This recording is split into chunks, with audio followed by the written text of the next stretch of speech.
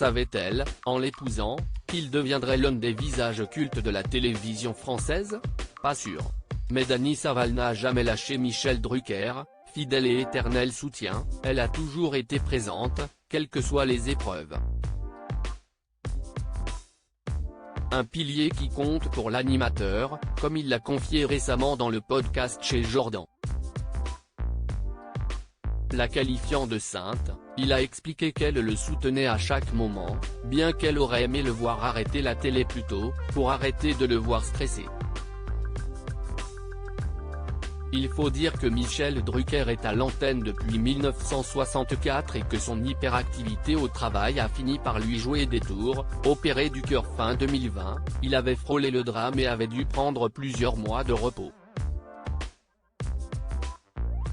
Un moment difficile qui l'a sans doute convaincu de passer sur France 3 à la rentrée, où il incarnera un visage différent.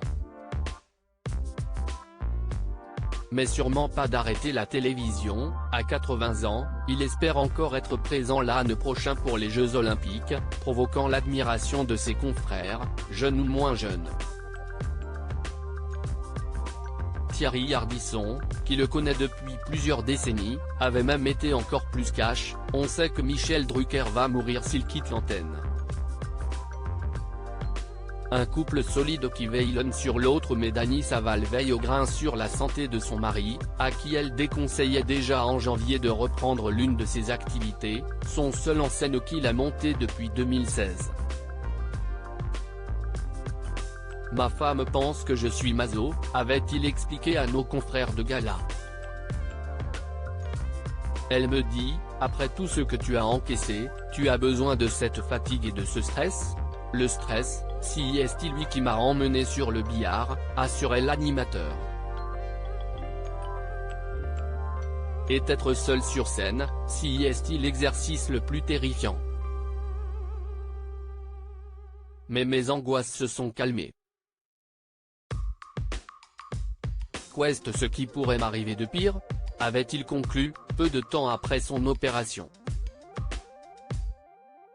Il faut dire que le couple a une longue histoire. L'ancienne actrice a rencontré son époux en 1972 grâce à un très célèbre ami commun, Claude François.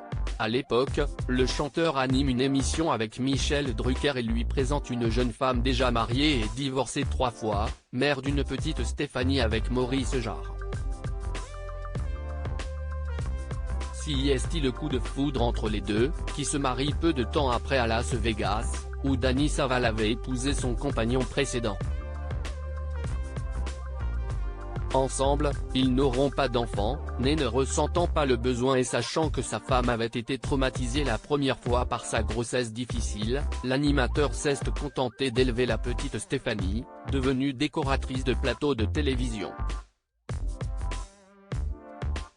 Plus tard, ils avaient également recueilli une adolescente indo-chinoise, Ilan.